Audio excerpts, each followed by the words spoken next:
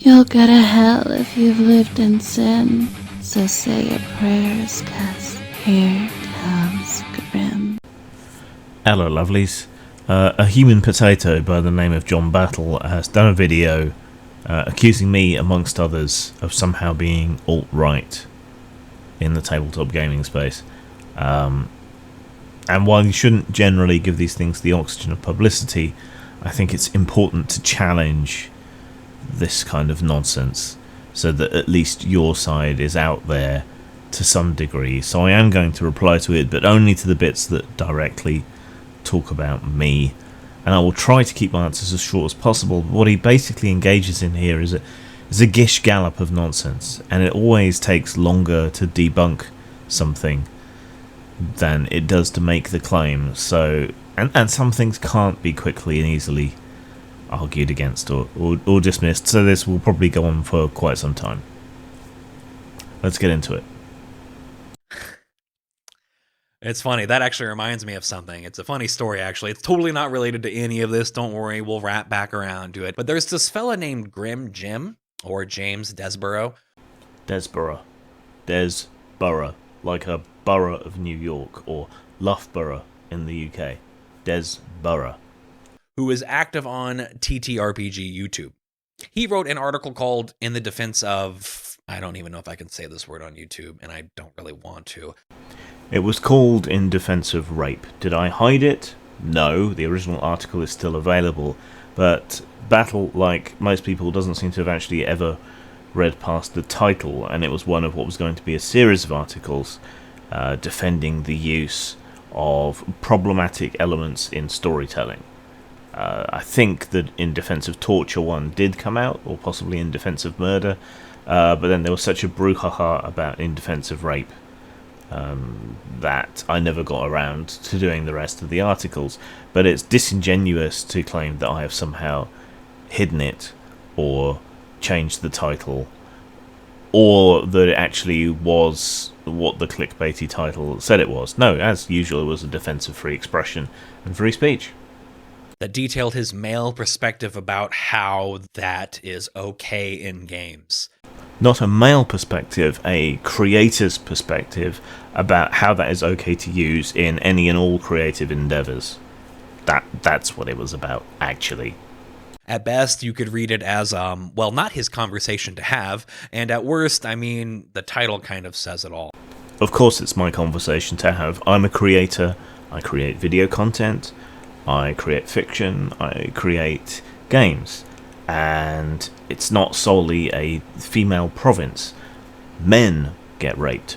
More men than women get raped in the United States, in fact. So it's not really a gendered issue. He wrote a few other things, including the game Hentacle, a portmanteau of hentai and tentacle. In an interview, he was asked if the game was just about that, to which he responded, just? No.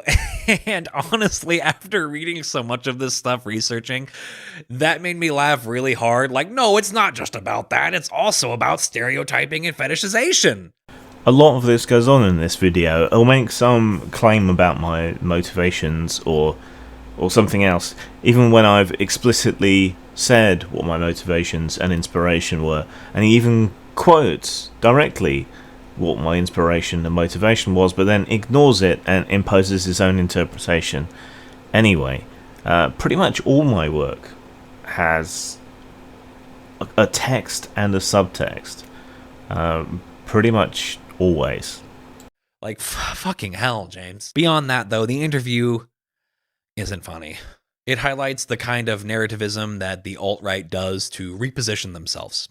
When James wrote the article, people's complaints were that he wrote it at all, and instead it's reframed to be a difficult conversation that James thinks we should have.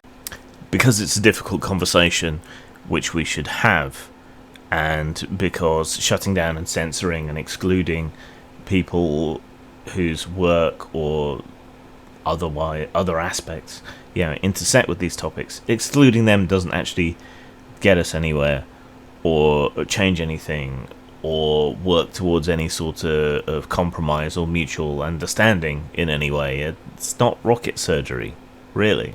sweeping his brash forum responses, and again, the fact that he wrote the article at all under the rug in service of this unrecognized speaker against the puritanical views of the internet. Yes, it's important to have countervailing views, bringing up good, decent reasons for engaging in these conversations, whether it's me or Jerry Barnett speaking in defense of pornography, or whether it's anyone speaking up in defense of free expression and free speech in an atmosphere which is increasingly censorious from both left and right, to the degree that they can sometimes be indistinguishable from one another in their moral puritanism. And that's the thing. That's the kind of conversation that people might actually want to have. And articles like this paint James as the man for the job, and the man doing the job, when in reality, he wrote an article many found offensive and was then given a platform for. I find this video and the aspersions that it casts offensive. Should it be taken down? Well, some of it rises to the level where you might argue that it's a legal matter, slander and libel, so that maybe it should, but I would tend towards the view of not. And people being offended means absolutely fuck and all. The more you learn, the more these things seem so obvious, and honestly, they start to weigh on you. Appearing civil and intelligent and in the right is their goal, like no matter their underlying beliefs. Appearing civil grants plausible deniability. It grants access to even larger platforms. It lets you say literally whatever you want about the conversation about you. You get to paint history. That comment about history will be ironic in the extreme later on, but maybe I'm just civil and intelligent because I'm usually, but not always, civil, and because I'm intelligent, and because my agenda is that I want to discuss these topics. Maybe that's it. Crazy, I know. If you wish to go deeper down the rabbit hole with me and see what James truly believes and how this has anything to do with what we have been talking about, well, I'm going to give you this chance to take the blue pill and go back to your normal life.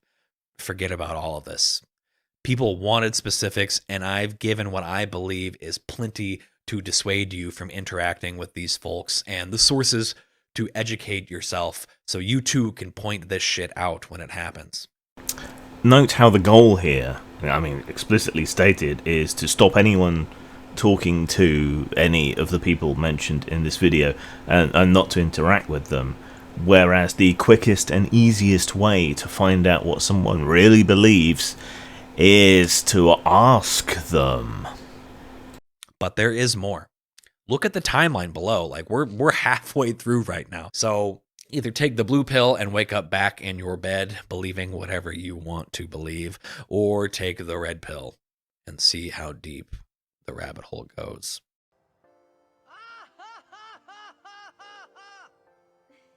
James Desborough wrote a book on Gamergate. James is a Gamergater. James was part of Gamergate. He wrote a book that takes up the position of someone in the midst of Gamergate who was there when it started. He's doing revisionist history. He's a Gamergater, and he believes what they did was right. Yes, absolutely. And that's a consistent position. I was also against the censorship of video nasties. I was against the censorship of computer games by Jack Thompson. I was against the Satanic Panic. I have consistently been against censorship and moral panic as long as I have been as aware enough of these things to interact with them in any way. So why, given that history, particularly given the history in the tabletop space, why wouldn't I be involved in an anti-censorship, anti-corruption movement? Of course, he's swallowed the line, hook, line and sinker, about what Gamergate is from the people who were against it, who were largely journalists who were being criticised for corrupt and censorious practices. So you can understand why he thinks what he thinks, but not why he's so hopelessly naive as to fall for that in that way. But yes, absolutely, I was a Gamergater, and I was against the Satanic Panic, and I was involved in activism with both the backlash against the Satanic Panic and the Vampire Panic and so on, and with Gamergate for exactly the same reasons. James Desborough is a British game designer who's been active since at least the early 2000s when he wrote The Munchkins. I'm just going to keep rolling. The Munchkin's Guide to Power Gaming. He wrote some stuff for the 3.5 edition of D&D and was the creative director for Chronicle City until last July. He's also a political/games YouTuber and a men's rights activist. I am not a men's rights activist. I am an egalitarian with a particular interest in men's issues. To some people, that's a distinction without a difference, but it's a meaningful difference to me. He also fails to say what kind of political YouTuber I am. A far left political YouTuber. Oi Gewalt. And MRA. Hey, if you're not educated on them, MRAs, it sounds like an okay thing to be. Toxic masculinity affects us all, and men deserve help to remove themselves from that ideology, but... That's victim blaming, and...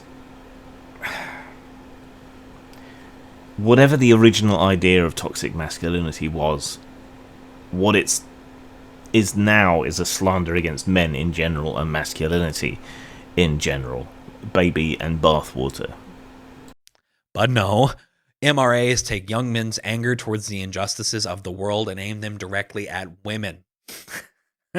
I can't even believe I'm saying this stuff out loud. They believe that, and I quote, divorce socializes women to be opportunistic parasites in the lives of men.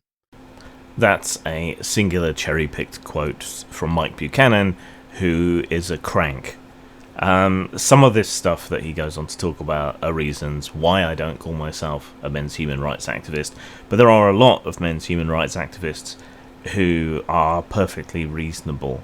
And whether they are or not, a lot of the topics that they bring up are genuine and real and aren't being addressed, like the aforementioned fact that more men are raped than women in the United States. Seems like an issue, right? You want another quote? Sure. Men are stripped out of their families and become walking wallets because that suits the state. It's a well-documented feminist objective of 40 years to destroy the nuclear family. As a young man, it's probably easy to see these things and have your anger be directly aimed at women as the source of all your troubles, when in reality, it's toxic masculinity, capitalism. Those are probably the two things. MRAs also include some other layers to them, like men go their own way, pickup artists, and incels. Each of them grew in popularity in the late 2000s and early 2010s, and James is a Gamergater. He conflated a bunch of things there with men's human rights that have nothing to do with men's human rights. He's basically done what they call the manosphere, which is just like anything to do with men whatsoever, and folded it all together so that you can do a guilt by association fallacy. So yeah, not good. But again, I'm not an MRA. I know I freaked out about it a little bit beforehand, but it's true. He wrote a whole dang book. In an interview about the book, James says that he's had a lifelong interest in history, and it concerns me greatly that the only viewpoint on Gamergate going into the historical records appears to be a biased and erroneous one. This is in reference to Zoe Quinn, one of the targets of Gamergate, writing a book about the experience of being targeted by Gamergate. And she lied and misrepresented through that entire book and doesn't really back up anything that she says, which is part of the reason why I felt it was so important to have a well-cited, resourced and backed up book up there to correct the record. I mean, you literally, again, just read out exactly what my motivation was, why I did it, and what the purpose of it was, and then proceeded to ignore it. But again, you see the same tactics being used. Either James was swept up into Gamergate as an oblivious person who actually wasn't there when Gamergate was planned and executed, which happened to plenty of people at the time. That's kind of why it worked. Or James was there during the planning and execution, and he claims he was, and is just deciding to write a book to further solidify the lie that it actually was about things other than misogyny and sexism and hate. Okay, but it wasn't about misogyny and sexism and hate. It was about a problem with the ethics of the game journalism industry, and about censorship stemming from political activism. That is what it was about. The majority of people involved in Gamergate were left liberal, like me, the bottom left corner of the political compass. The lie is that it was about misogyny and sexism and so on, and people like Quinn threw that up as a screen to protect them from the criticism that they were getting from Gamergate. And you fell for it. In James's own words, Gamergate won.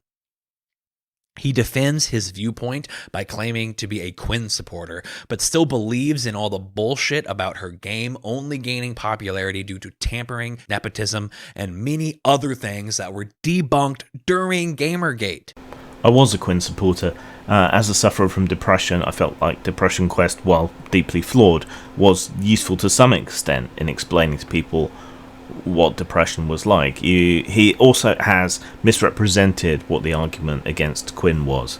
It wasn't necessarily that her game was only a success because of the nepotistic and undeclared backing from people entangled with her that she had. It was that nepotism and that entanglement, people not recusing themselves from reporting positively on what she was doing despite having romantic and other relationships with her, and then what that revealed elsewhere in games media as time went on. That is an issue.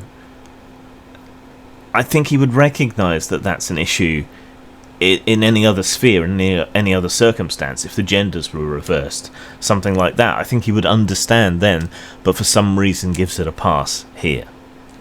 He even rallies behind the Sarkeesian bullcrap, claiming that she's a fake gamer. I'm going to show you a remix that I just finished this weekend and no one else has seen. One person has seen it. It's a soundtrack of one song, except I'm doing video games. So it's not exactly a fandom. I'm not a fan of video games. I actually had to learn a lot about video games in the process of making this. I'm not a fan of video games. I actually had to learn a lot about video games in the process of making this. That she was a liar for taking longer on her Kickstarter project than initially planned, even though she raised like 5 times the initial amount. And he says she's an art thief. Like, what is he talking? She didn't increase her promise for a project commensurate to the amount of extra money, so that's nonsense. It should have shortened the amount of time, if anything. And her art theft is extremely well documented. I mean, what do you want here? He says, problems with Sarkeesian go back before Gamergate, but she helped create the atmosphere that made Gamergate inevitable, with the heavily politicized BS and attacking things people love. There's that phrase again. I can't help but see it everywhere with these folks, attacking things that people love. If you look closely, you can see how he trimmed context from that quote. With regard to Sarkeesian, it was not just that she was attacking things people love. I mean, people love shooting up smack, but there's good reasons to criticize that. But the context was that I said from a basis of ignorance, which again takes me back to the comparison with the Satanic Panic. People attacking Dungeons and Dragons, heavy metal music, you name it, we're doing so from a position of ignorance, an ideologically, or in that case, religiously slanted position of ignorance, and Sarkeesian did the same. Her criticisms of games were constantly being pulled up because they completely ignored context, game mechanics, player choice, all of these other aspects that were involved. They're trying to destroy what we love. The things James is referring to in regards to Sarkeesian is her series of feminism critique on games. For someone who claims loud and proud on their YouTube banner to be political, James still loves to use the word political to mean things I don't like. That's kind of ironic when we're talking about Sarkeesian, who has to catastrophize things she doesn't like, and to claim that they are misogynistic, sexist, somehow political, and so on. I have refined my language since earlier days. to get to this point a little bit more clearly. It's not politics in games and so on that one necessarily objects to. There can be political themes and so on that have nothing to do with real-world politics, or there can be political themes and ideas and stories that do have to do with real-world politics. But in fiction, in stories and so on, we should approach that through allegory, with artistry. We shouldn't propagandize to people. So when people complain about politics in their media, generally they're complaining about being crudely bashed over the head with propaganda, not the inclusion of politics per se. He goes on to say that media was heavily biased against Gamergate, which, come on. Anyone who was there remembers what happened. And for those who weren't, or don't, again, I reference you to the Ian Danskin video. Some people, like me, remember what actually happened. Some people remember what they were told happened. That would be you. People like James use their distrust for the media, a fair thing to feel. I mean, hell, I just claimed that liberal media was allowing fascism to take root in American consciousness just earlier. Like, just scroll back a little bit and you'll probably hear me say it. And that's something that I do believe. I think we all have a distrust of popular media right now, and it's for good reasons. Those reasons aren't because women are talking. Those reasons aren't because of women at all. Like, come on, turning your real distrust for the media into a hatred for women, that's textbook misogyny. Women are still human beings. Women can be corrupt, women can be wrong, women can be nasty, women can be evil, women can be fascistic, women can be corrupted by or use the corruption of capitalism to whatever ends. And just because it's a woman being accused doesn't make her innocent, or somehow mean that she could or should get away with corruption. Which is the more sexist viewpoint, albeit one is benevolent, paternalistic sexism, that women should be held to account in exactly the same way as men, or that women should get a free pass because vagina. I'm going to point to this article again. Gamergate had a purpose, and its purpose was and is disgusting, hate-filled, sexist, and James is right. It did win. Again, Gamergate was predominantly and overwhelmingly a left liberal movement, not right-wing. It has nothing to do with the rise of Trump or anything else. This was absurd hyperbole at the time, and is even worse, absurd hyperbole now. It may have fed in to the distrust of media, which may have obliquely helped some of these right-wing movements, but the fault there lies in the demonization and lying about Gamergate, not Gamergate itself. In fact, this video is aiding fascism by continuing to lie about people and continuing to feed their distrust of anything left-wing, which infuriates and frustrates me as a left anarchist. It proved that a mostly decentralized alt-right can still operate in secret on the internet, gain mainstream access, and not have to face any consequences. There didn't appear to be any leaders, and the chat logs where the initial attacks were planned were completely scrubbed. But it still riled up an entire generation of men, and even women, who were raised to believe sexist ideas, or who were just angry and women were an easy scapegoat. It wasn't about women, but the feminist narrative that any criticism of you as a woman is necessarily sexist, despite however corrupt or nepotistic or otherwise shady you've been. You know, that was part of it, which is why simple potats like Battle here get confused. If you want my take about media distrust, I think that could probably fill a whole other video, and again, much smarter people than me have talked about it. Here's a Tom Nicholas video that covers at least a good chunk of it. The main problem here is that this is how the alt-right attacks people. On the internet, any source of information can be called the media. Any point of criticism can be labeled the media, and thus can be distrusted. Kind of like what you're doing with me, even directly quoting me and then ignoring what I've said then. Hypocrisy really grips my shit. James, in reference to his own Wikipedia article, claims that him being hateful, violent, and misogynistic is simply false reporting. Not individuals with complaints, but like his interview here, a completely biased source of information that cannot be trusted. Yes, it happens on controversial Wikipedia pages all the time. And there are people who will squat on those pages and stop any correction of the record. The Gamergate article itself on Wikipedia is a fine example of this. Any attempt to redress the balance, give the other point of view, or to put the truth on there gets swiftly edited away, and the same has happened on the article about me before. I mean, Wikipedia's strength is that it can be edited by anybody, but its weakness is that it can be edited by anybody. On non-controversial articles, that tends very much more to be a strength. On controversial articles, it tends very much to be a weakness. I mean, what if Mr. Battle here had a Wikipedia page, and I claim here and now in this video that all of Battle's work is hateful, violent, and misogynistic? You can now go and add a quote to Battle's imaginary Wikipedia page saying it has been said that he is hateful, violent, and misogynistic, and indeed that would be true, but it wouldn't be accurate, would it? I hate to break it to you, James, but listening to other people is not bias. If someone tells you that you're being hateful, maybe listen to them.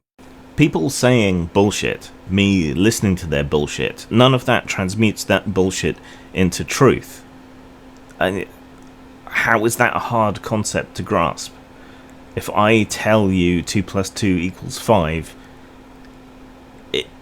it doesn't, and me saying it, and you listening to me saying it, doesn't make it true. Again, how is this difficult? If someone, especially a woman, says you're being misogynistic, maybe listen. Like, that's a source of information right there, not a media bias or a media conglomerate that is being paid advertising revenue and thus needs to measure success by clicks. It's a person with an opinion and feelings. And I'm a person with an opinion and feelings, and I say they're wrong. And I know me better than they do. Checkmate. And yes, feelings are facts. If you say something and it hurts me, that's why it's hurtful. If you say something to a woman and she feels put down by it, that's what makes it misogynistic.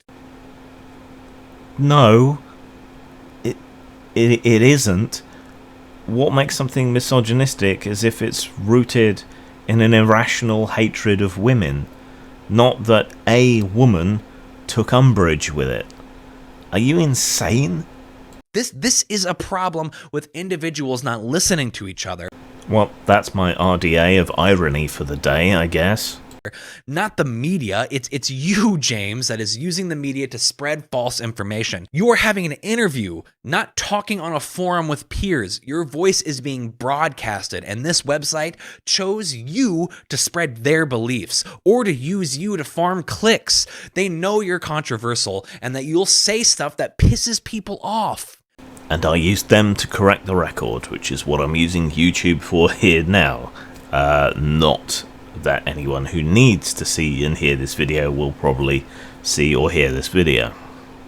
That's not a good thing, James. This is the media bias that we have to fight against. The spread of hateful ideology gets clicks and continues to get clicks because we, as individuals, we know it's wrong.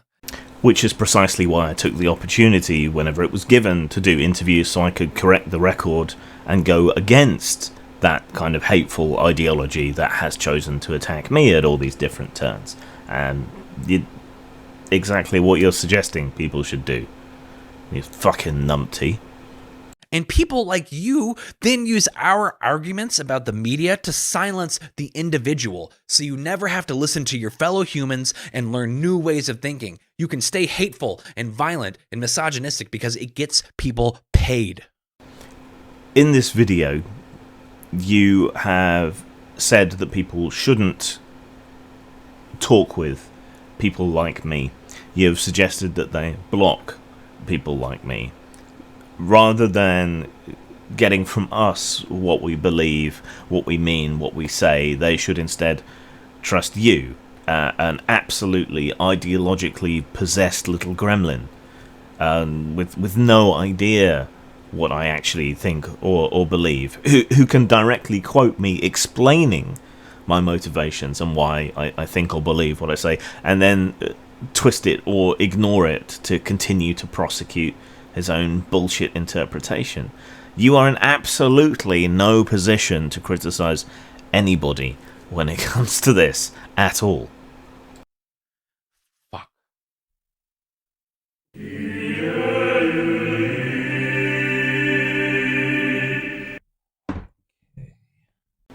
It's getting to you. Imagine over 10 years of this crap, of people pursuing you wherever you go on the internet and lying about you, of block lists cutting you off from conversation, of being accused of being things that are 180 degrees away from your politics and your personal ethics and morality, of review bombing, shunning behavior, trying to force your friends to abandon you. Okay, that gets to you after 10 years, not a willful misinterpretation of what's happened. Got my coffee. Ooh, hot. But what does any of this matter? To what purpose is James Desborough to our conversation? Well, the obvious is that D&D Gate would essentially be Urbanski's attempt at turning a large audience of angry D&D players against minorities and women for, again, quote-unquote, ruining everything they love. I said it was a dumb idea at the time. I said that tabletop gaming could probably use something like Gamergate, a reawakening of the spirit that we fought back during the Satanic Panic, but I also said it was probably a dumb idea given the media atmosphere and so on. So I disagreed with pundits over that, and many, many other things. The amount of hate that black folks, people of color, and women in the tabletop scene get is equitable to the hate they get in every other scene. But is there something beyond a common naming convention? Even the faltering attempt at D&D Gate didn't have anything to do with race. I've absolutely no idea where he's getting that from, unless he thinks that pushback against nonsensical takes on different species in fantasy role-playing games is somehow racist. I don't know where this guy's head is. There couldn't be a connection between Gamergate and D&D Gate. Can't be a connection between James Grimm Desborough and John Urbanski Tarnowski. Except there is. They have a podcast together. No, we don't. We used to. And I felt it was important to have a mix of different outlooks and voices on that podcast. I was the Fox News token liberal on that podcast. Well, left anarchist, but you get what I'm saying. But I parted company due to pundits' COVID denialism, because that rose to the level of the harm principle. But me being on the same podcast as him doesn't mean I agreed with him on everything or went along with him on everything. Why would it? And how does that constitute a connection in the way that you're trying to assert, you weird little root vegetable? They have a podcast and they talk about this kind of stuff, along with, all sorts of other things. A Gamergator is not only someone who's worked in the tabletop industry since before you or I ever have, but he's friends with the racists who tried to start D&D Gate. Pundit is many things that I disagree with, even though his public persona is kind of like a wrestling heel for online forums. But a racist, I don't really think so. Good thing it failed.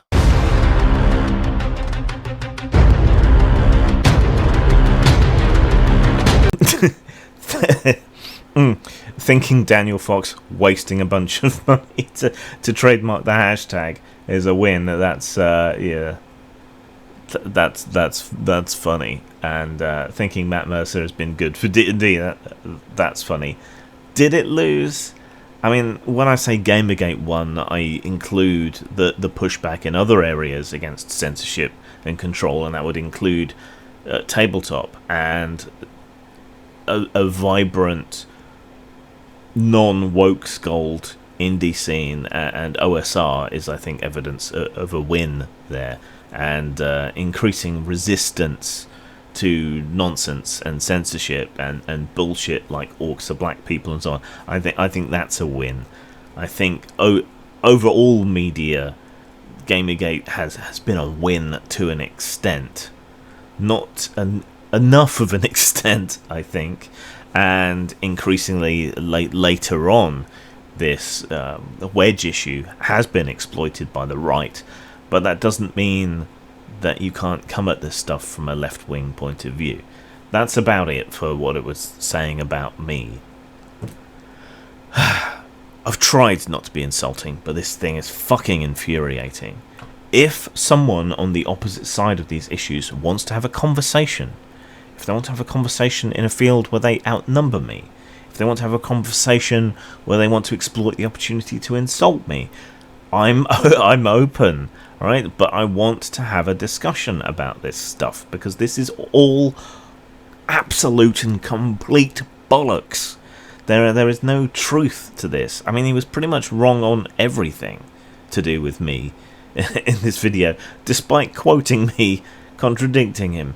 I